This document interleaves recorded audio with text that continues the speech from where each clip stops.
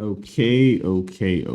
So we are officially live. I want to say good morning to everyone that's out there. Hope you all have an amazing morning so far. It's pretty early, but I wanted to go ahead and pop in on this Bible study covering Ecclesiastes chapter 2. And if you happen to miss the first version of that, you can either catch it on one of these pages. You catch it on the Facebook page or Wisdom in Christ, or you can catch it on the YouTube channel. But regardless, I want to welcome you all in as we get started, and we're just going to continue to go down this rabbit hole, y'all, and see how far it goes. But if you happen to not know what Ecclesiastes is, it is one of the wisdom books of the Bible where you typically cover where King Solomon specifically talks about and addresses the different aspects of life. So here we kind of get an aspect of, what's the purpose behind our work? What's the purpose behind, money and fame and fortune? What's the purpose behind like justice and injustice? Like this is a lot of stuff that, he covers ultimately like in the scope of life. And he's really, this is a book that's questioning, what the meaning of life truly is. And is there really purpose inside of the things that we do? And so here, we're going to cover chapter 2, where it talks about self-indulgence. It talks about pleasure and vanity. And, it talks about the work that we do. And then also it just talks about us, living wisely and just understanding, what life looks like, after we pass. And, it really just puts you into perspective of, once again, the things that we value in our lives and truly just coming to an understanding of the things we want, really the things that we want. And as we go through this series, the question at the core of it is to answer that very thing. And so to start this, everyone, we're going to pop over and look at the actual Bible of this, and we're going to get started. Okay. So as you can see here, I have Ecclesiastes chapter 2 already up. And for those who may not know, this is the Step Bible app. Use it typically for most of my Bible studies, particularly, group Bible study settings like this. But it's also a great app in general because it not only shows you, the summaries for the books and the chapters that you read, but it also gives you the meaning and definitions of the word in the original Greek and Hebrew text. And that is truly, truly, truly powerful because it'll help you understand that many of the Bible verses that you read in the Bible may not mean what you think they mean until you figure out what the words themselves actually mean. And so, we're just going to continue. We're going to use this for today, and we're going to continue to go through this Bible study. And we are going to begin once again at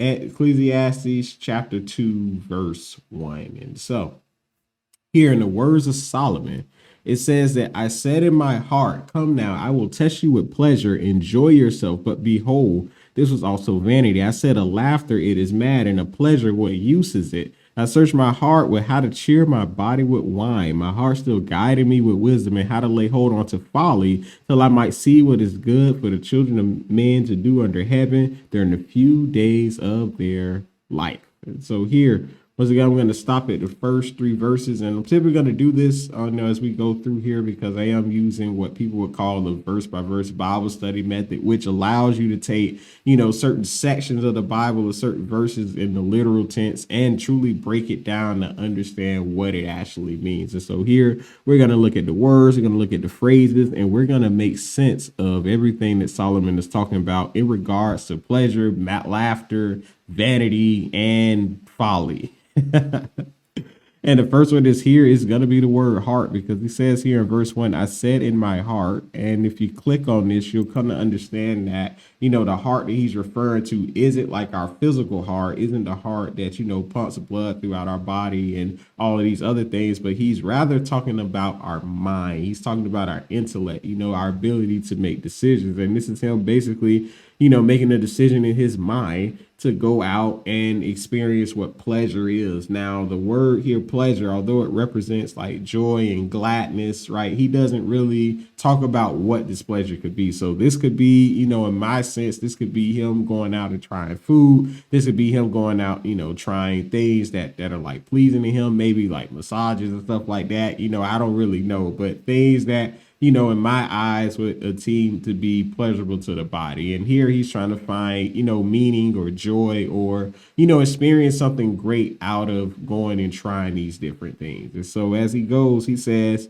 but this was also vanity. So in his pursuit of going after pleasure, like he didn't find any true joy or true fulfillment. And while it may have lasted him for a moment, while he may have had, like a personal high or whatever, ultimately it wasn't the thing that brought him satisfaction. And so as he goes, he says in verse 2, I said, a laughter it is mad, and of pleasure what use is it? And so here he's talking about, like the concept of laughter. So I would only assume that he went out, he might have went and looked for comedians. He might have looked for jokes or whatever. In today's time, we got like dad jokes and stuff that's like super corny, but at the same time, it might make you chuckle. And, ultimately, this is him on this search of trying to find, once again, laughter, trying to find meaning, trying to find, things in the stuff that's in the world for us to go out and enjoy. And here he just comes to the conclusion once again that this stuff is vanity. He said that laughter itself is mad, and when you look at the word mad,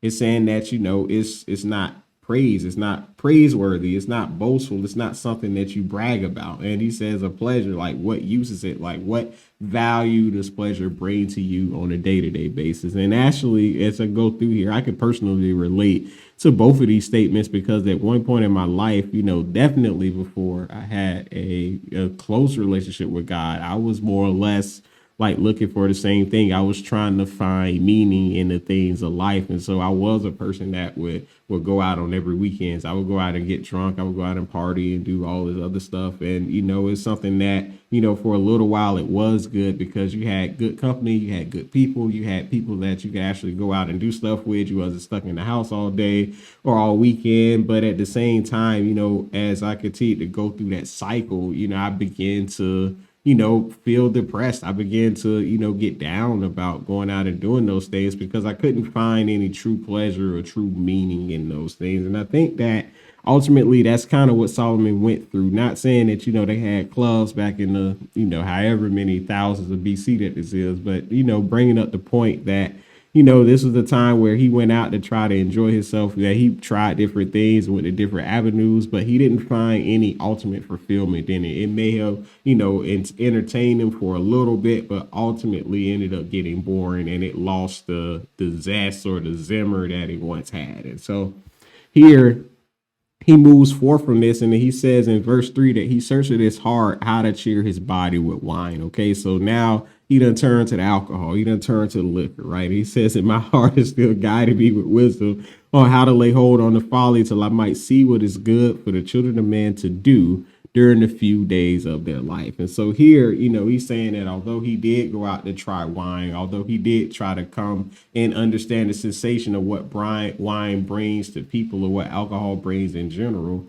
he comes to understand that, he's doing this stuff in wisdom as well. Like he's not just, completely throwing himself out there, to the, I guess you would say, the harmful effects of what wine can bring to us as far as our self-control, but him truly, being curious about life and trying to find meaning even in that. And I think that, and sometimes in life that we can be drawn to curiosity, like we may be drawn to try new things just because, we see other people do it and we see them find some sense of enjoyment. And so, as a whole, we'll go out and try to do the very same thing in hopes that, we may find the same joy that they find in those things. But ultimately, he kind of comes once again to this conclusion that he's just out here trying these things, but he isn't finding any real meaning in it. And it just kind of brings us once again back into, our time today to kind of understand that, we may go out and try these different things. And while they may satisfy us for a little bit, ultimately it's not the thing that brings true fulfillment. And so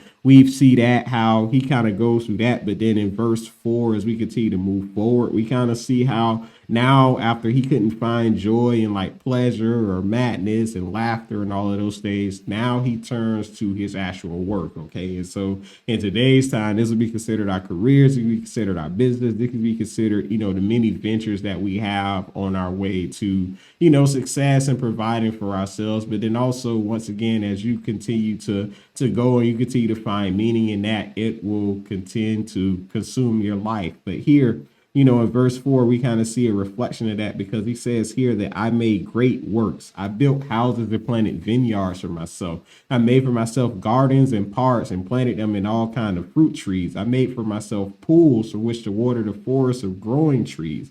I bought male and female servants and had slaves who were born in my house. I also had great possessions of herds and flocks, more than any who had been before me in Jerusalem. I also gathered for myself silver and gold, and of the treasure of kings and prophetesses. I got singers, both men and women, and many concubines, the delight of the sons of men. And so here, we see that once again, like Solomon has now, he shifted from, laughter and pleasure and folly, and now he is turned over to his actual work and his careers. And so he says here that, he built houses, he planted vineyards, he planted gardens and stuff. And then he actually created, he went as far as to go in and create pools and stuff to like water the gardens that he's done. And you can only imagine, like, the amount of resources that he had to have because he was the king during this time. So anything that he wanted to do, he had the freedom, he had the resources, he had the service to actually go out here and do these things. And it's just interesting to see that,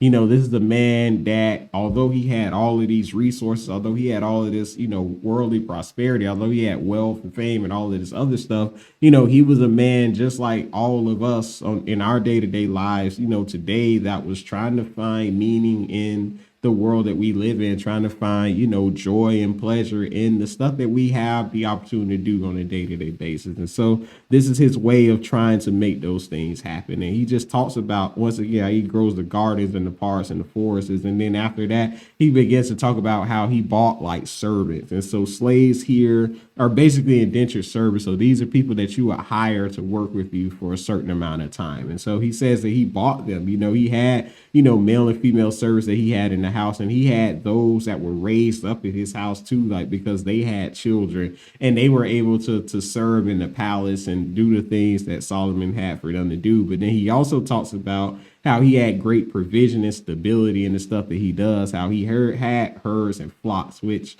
at the time was not only their food, but it was also their money. It represented their wealth. And he talks about how he even went out and got silver and gold if, the houses and the vineyards and stuff that he planted and the service he had wasn't enough.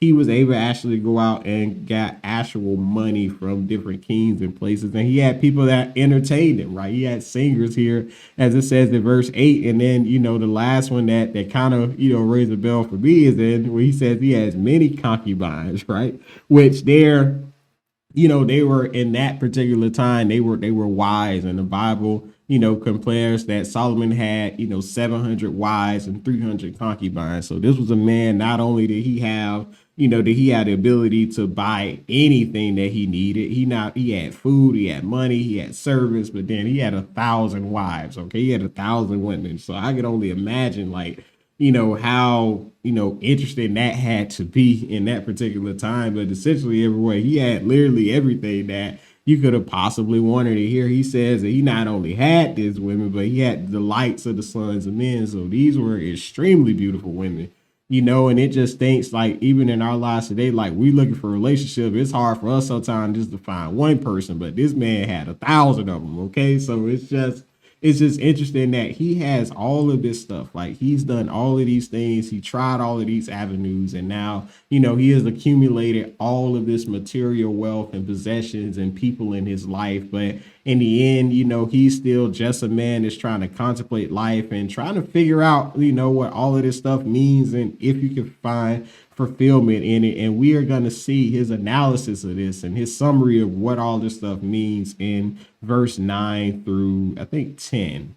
But here it says, moving forward, so I became great and surpassed all who were before me in Jerusalem. Also, my wisdom remained with me, and whatever my eyes desired, I did not keep from them. I kept my heart from no pleasure, for my heart found pleasure in all of my toil, and this was my reward for all of my toil. Then I considered all that my hands had done, and the toil I had expended in doing it, and behold, all was vanity and a striving after the wind, and there was nothing to be gained under the sun. And this here, honestly, everyone, it's interesting because at this particular point in time, this is the man, he talked about how he went and did all of these things, how he made all of these homes and these vineyards, and how he had all of these servants and wives. And this is the man that talked about how, he tried pleasure and laughter and foolishness. But at the end, as he talked about how, although he's done all of these things, although he has amassed more than anyone who has lived before him in that time, and him also being wise on top of this, having the ability and having the skill to do all of these incredible things, and how he trusted these things, he came to the understanding that at the end, although he may have had some joy out of the work that he did, that it's ultimately vanity, that it's ultimately emptiness, and it's a striving after a win. And so, as I mentioned, like in the previous Bible study, striving after a win, you just think about, what wind itself represents. And although we don't really see where wind comes and wind goes, we know that it's there. But we also, knowing that wind is there, knowing that we can feel it, we're unable to grasp it. So that means that, it's just a fleeting feeling. It's a fleeting circumstance in life. And so that's essentially what he's comparing all of this stuff to, all of the things that he had in life, all of the money, once again, all of the fame, all of the wealth, like everything. He says that, ultimately it's nothing, like it's fleeting, like it comes and it goes. It may bring you temporary joy, temporary pleasure, but ultimately it's not something that sustains you. And he comes to the conclusion once again here in verse 11. It says that there is nothing to be gained under the sun. And this is the man that really came to the conclusion that, you're not going to find, true wholeness. You're not going to find true completeness, doing all of the things that he mentioned above. And so essentially, this is a man once again just, summarizing like what life is and summarizing his experiences and, really talking about the things that we struggle with and deal with on a day-to-day basis. And so here, once again, the only thing that he has left, as we find in verse 9, is going to be wisdom. He says that his wisdom remained with him, and he begins breaking this stuff down in verse 12 of, what that actually brought him as well. And so here we're just going to read it, and it says here, so I turn to consider wisdom and madness and folly, for what can a man do who comes after the king? Only what has already been done. And I saw that there is more gain in wisdom than in folly, and there is more gain in light than in darkness. The wise person has his eyes in his head, but the fool walks in darkness. And yet I perceive that the same event happened to them. Then I said in my heart, what happens to the fool will happen to me also. Why then have I been so very wise? And I said in my heart that this is also vanity. For of the wise as of the fool, there is no enduring remembrance, seeing that in the days to come, all who have been will be long forgotten. How does the wise die just like the fool? So I hated life, because what is done under the sun was grievous to me, for all is vanity and a striving after the wind. And so here, everyone, even in the summary, it says that he started in verse 12 that he went to go and consider, he went to go and explore, the concept of wisdom, madness, and folly. So here, wisdom, as again, it represents skill, having the skill to do different things in life. So whether that's in business, whether that's career, whether that's a hobby that you're working on, like that's the ability for you to have skill. You got skill in communication, you got skill in writing, you have skill in art, but regardless, it's just a skill to do a lot of things effectively. So here, madness, once again, it refers to, praise. It refers to you actually going out and doing different things and trying things that, people may not find joy in or people think may be foolishness. And so folly is more or less, the same thing. It represents, things that people may not consider to be like morally sound or ethically sound or something just don't make sense to most people. And so here, this is the man that is considering, these things in life and the actions that people could take. And so here he comes to the conclusion that, what can people do after, everything has been done under the sun? What can people come? What can the next generation offer this world that the current generation can? And he comes to the conclusion that,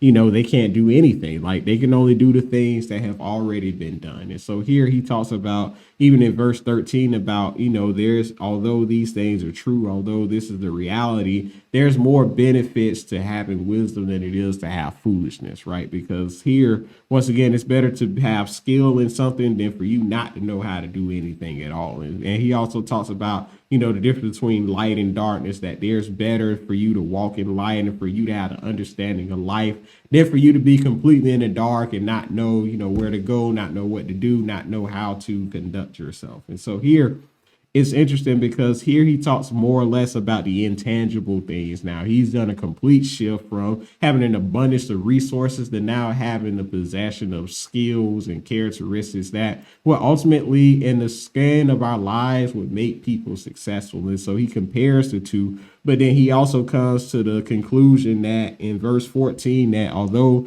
these things are here, and although wisdom and light is better than darkness and folly of just not knowing what to do, ultimately we all have the same end. No matter how much wisdom we have, no matter how much education we possess, ultimately we're going to end up in the same place. All right, we're going to have the same end. And it is in that summary that he came to the reality that he hates life, because there's truly nothing that in his eyes can be gained out of the stuff that we do every day. And ultimately, everyone, this is something that, like I said, even on our journey to life, that we all kind of battle with, that we all kind of question, because we're all out here searching for fulfillment to some extent. And even if we don't think we are on the surface level, this is a desire, a natural human desire that we all possess, and some of us will try to find fulfillment in the people in our lives. Some of us will try to find fulfillment in the work that we do. Some people will try to find fulfillment in the things that they've accumulated over time. Like I said, whether that's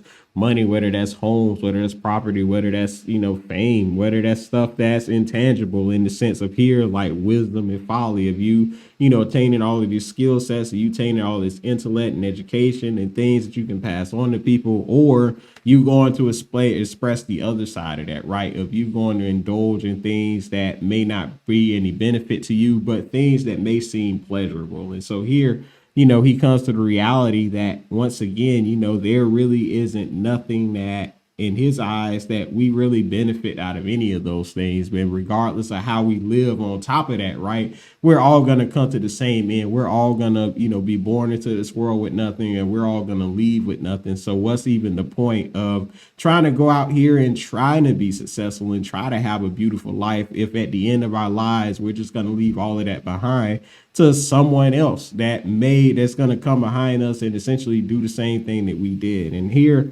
honestly, everyone, it just makes you question life as a whole, because as I said, why do we do these things? Why do we go through this path? Why do we even enjoy the stuff that we have? Like, what's the meaning behind the possessions that we have? And so here, even as we go, he begins to talk about toil and stuff. And while we may pick up on this in another one, I just want to leave you here with the summary that more or less, everyone, like, this is the core concepts of life. And in this chapter, we more or less found everything that we could possibly have, everything that we could possibly experience. And it's in this that we kind of find, in the words of King Solomon, in the words of a man who has had everything in this world that you could possibly have, and a man that has literally lost everything, because this is a man in his old age, writing this book about his life and the things that he's tried. He's come to the conclusion that, all of these things were meaningless to him. While they may have had a time, while they may have had a moment that may have brought him enjoyment or fulfillment, while he may have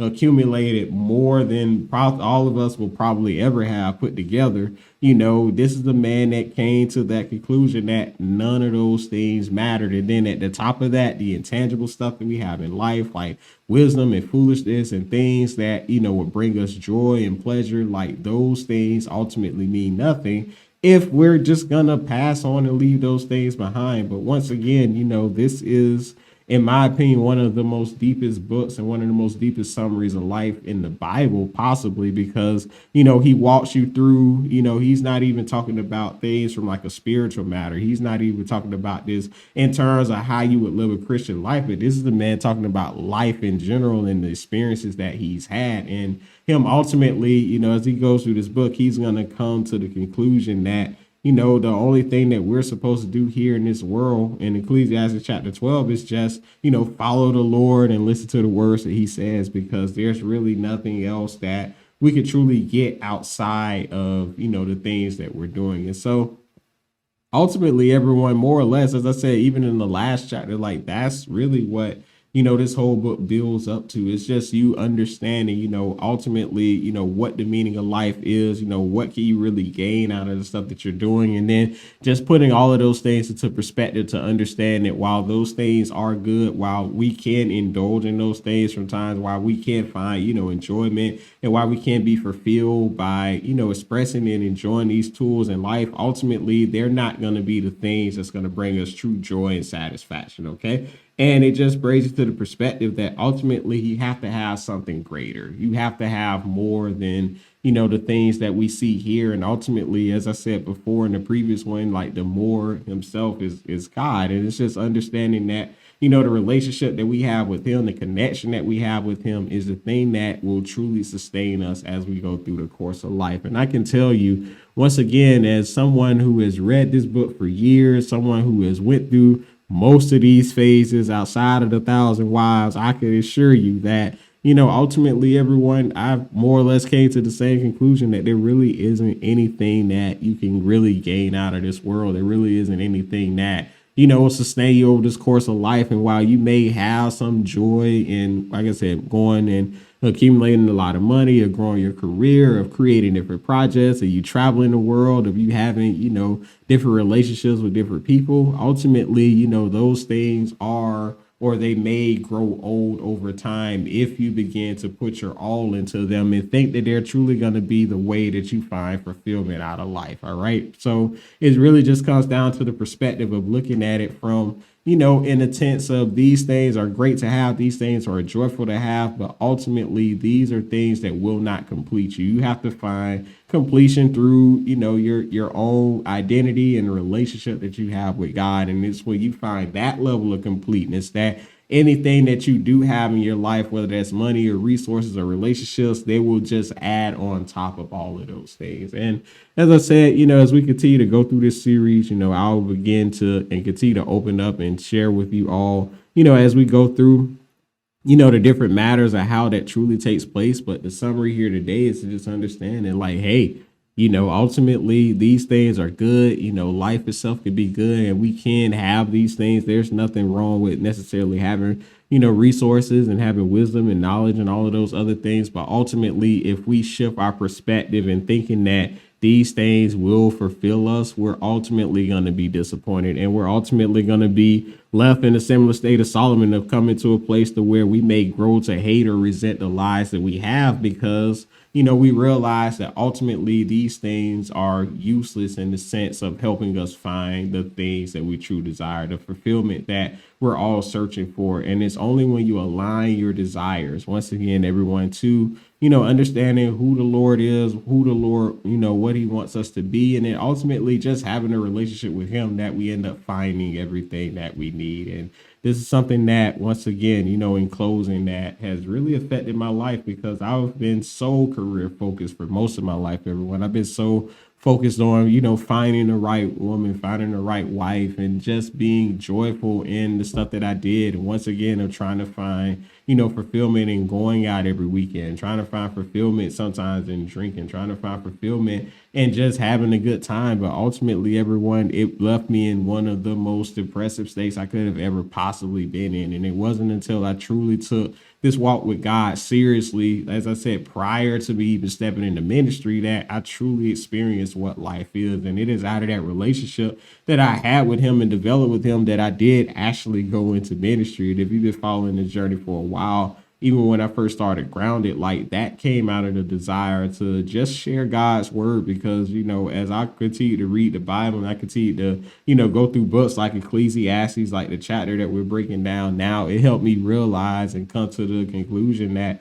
ultimately God is the way to have an amazing life. And so that led me to even start sharing the Bible with people and starting to tell people like, hey, like the stuff that you're looking for, it's not in the things that we have, but it's more or less in the God that we serve. And it's by serving him that, you find enjoyment and fulfillment in the things that you have, but it doesn't come without God. And it's when you have him that you find everything that you need. But ultimately, everyone, more or less, that is pretty much it for this Bible study. As I said, the last chapter or the last section in Ecclesiastes chapter 2 does talk about, the concept of work and understanding here. And here, basically, to sum it up, Solomon says that he went and worked all of these things. He went out and he did all of these projects, and he began to understand and come to the conclusion that all of these things were vanity, right? And he says here, verse 24, to sum it up, that in here there's nothing better for a person that he should eat, drink, and find enjoyment in his work. He says this he saw also is from the hand of God. From apart from him, who can eat or who can find enjoyment, right? And so here it just kind of shows once again that ultimately, as you go through this course of life, even in our work, that ultimately, all of those things, having the overabundance of stuff or trying to find fulfillment would ultimately leave us lacking and unfulfilled in the stuff that we do. But instead, we should truly be content with the lives that we have. And while it is good to grow, we should never try to put our everything into thinking that they'll complete us, because ultimately everything that we do have does come from the Lord. And it's when we put our eyes and our focus on him, in the words of Jesus, when we seek his kingdom and his righteousness, that everything that we need, everything that we have, both tangible and intangible, he will supply us with, and we will find everything that we could ever possibly desire. But it only comes once again with having a relationship with him. But anyway, everyone, that concludes this Bible study for today.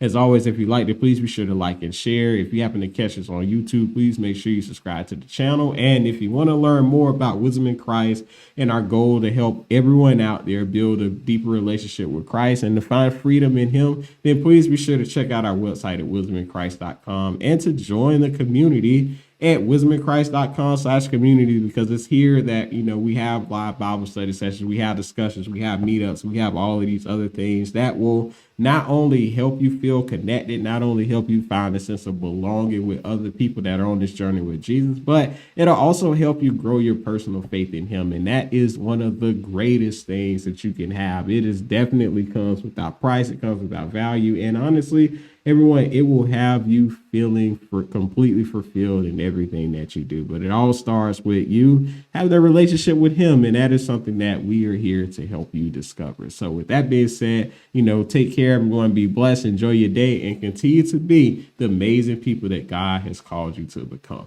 Be blessed.